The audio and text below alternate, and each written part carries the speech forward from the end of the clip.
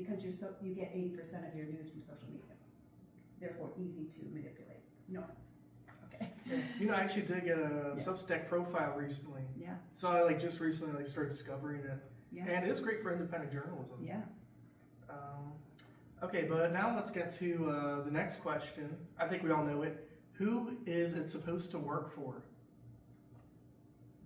Everyone. Us. Everyone. Everyone, Us. yes. Us. That is the answer. Your best.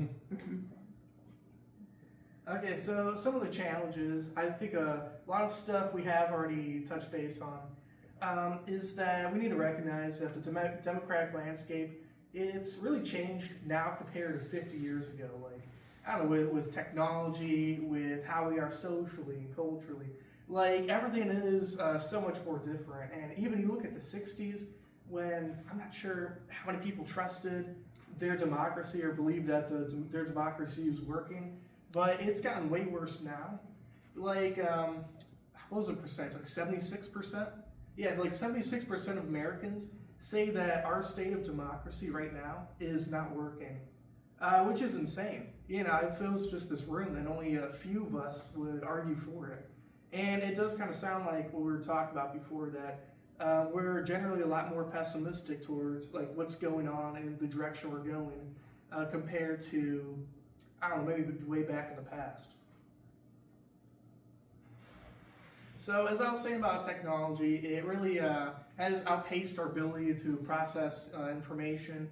Like, it's got to the point, I'm not really sure what quantum computers are, but it sounds very very advanced. I'm still getting around to, ChatGPT and all the AI and everything. But from what it sounds like this is just the beginning. And it's really going much faster than our ability to distinguish what's real, what's not real, what's AI, what's actually happening based on the internet. And social media is not really doing like much more to help that. It's all this like bringing people closer to like certain communities.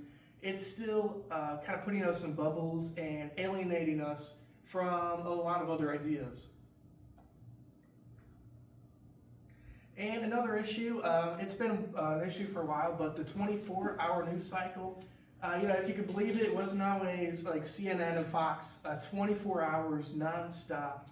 And the reason they're able to do this and get the commercial space for it is because they're treating it more as an entertainment platform rather than actually giving real, meaningful news, like despite what the audiences are. They're just looking at the audience number, they're just trying to say, make the most outrageous headline just to get that number up, which is a big issue, gets in the way of the integrity of the press.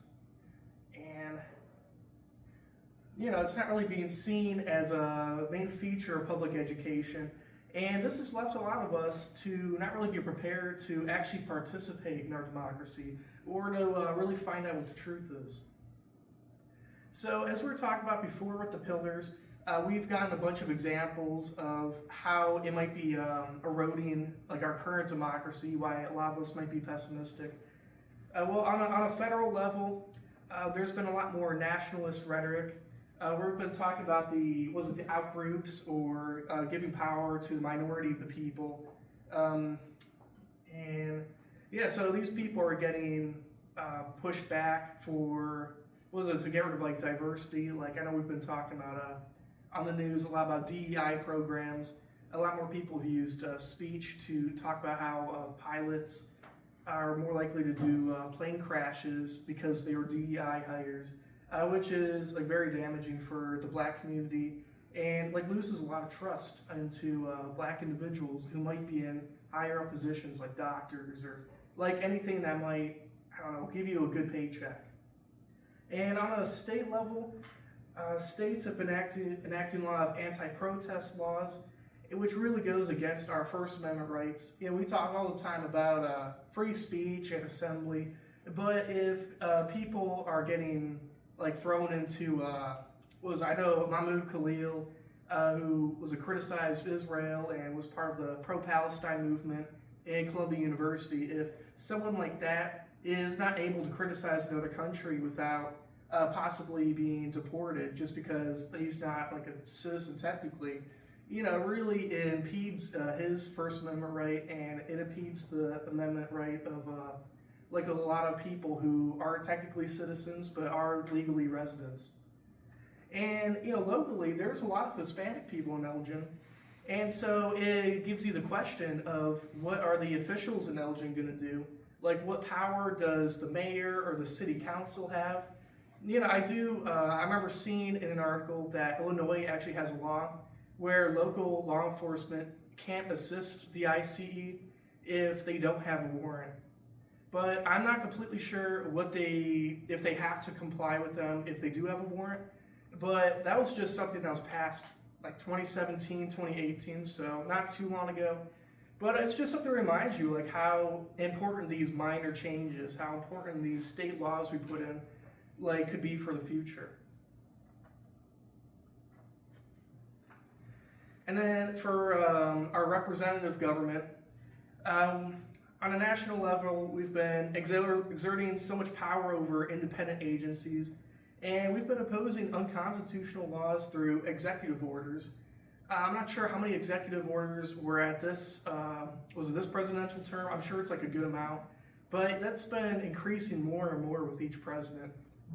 Not really as much about, giving more power to Congress, or like how we're saying about the balance of powers kind of changing a bit. Like Congress is mattering less and less the more executive orders we make. On a state level, governors are wielding more executive orders also to push their agendas and kind of push more for gerrymandering. And this is something, it's important to know, this is something that both Republicans and Democrats do. Like, you look at Illinois, and you'll see all these random squiggles, like, I'm not sure who the congressperson is here, but I know in St. Charles, I have Bill Foster, and I think he touches, like, Joliet barely, and then maybe touches, like, Elgin barely, and just is like, it's like this big thing, just to give him a higher advantage over conservatives.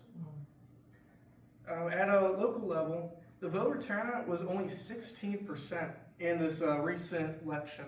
And this is just for like local officials, like city council people, your mayor.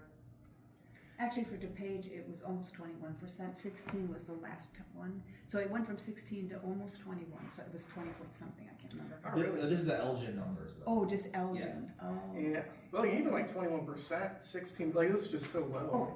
Oh, It's insane. But it did go up into all of DuPage. It rose. Just, I think, because of contentious elections. Right. The more contentious, the more people turn out. Yeah, I agree. I mean, we've noticed, I helped out with finding all these numbers and stats for all the like democracy tour places. Yeah. And it has been going up a lot more compared to like 10 years ago. But like even our best place was like 30%. Like even then it's still like so low. Yeah. So, we would like to help people get that number up. And as for education, I think we all know the Department of Education is getting dismantled. I think the funding cuts went to like 50%. And this is made to show that citizens of America, like they don't have equal educations. Like if you just bring it to a state level, giving them more control, they could give less and less education. And they don't really have a more like equitable system that a federal education might give, or federal funding. And recently also in the state, the Illinois Homeschool Act, it requires parents to register the fact that they're homeschooling with like their district, which just kind of gives another extra barrier to people who do want to choose to homeschool, rather than like do the like traditional like public school thing. And locally for the federal freezes, it's hurt a lot of education programs, a lot of programs around Elgin, and one of them is the Two Rivers Head Start. And so that's was more of like a preschool thing, but it also, like on top of giving like preschool education, it also supplies the families with food and, food? I forgot what else, but just some of the more basic needs to kind of help the family thrive. For transparency and access, on the federal level, they've been failing to follow transparency rules. and they've been limiting like media access, delegitimizing news, calling it fake news and everything. And even recently, they've been talking about getting rid of federal funding for organizations like NPR and PBS, and what else? Kicking AP News, or trying to kick them out. I'm not sure what happened with that yet, but just because they have refused to call the Gulf of Mexico Gulf of America. And, it draws a lot of questions with the freedom of press, the freedom of speech. If an organization is afraid to criticize the president or criticize any politician, do they really have that free speech still? Do they have that free press? And then at a state level, states, they're implementing anti-transparency reforms also, and that limits our access to government records. And then locally, a financial transparency tool, ClearGov, it was only recently implemented in Elgin, and not even earlier, even though financial transparency, it's something that wasn't just essential not too long ago, but it's probably been essential since maybe America started. Finances.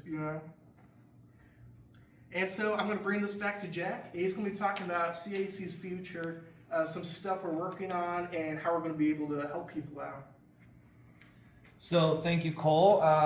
We did a great job of kind of laying out the state of democracy and everything that's kind of going wrong. We're going to try to turn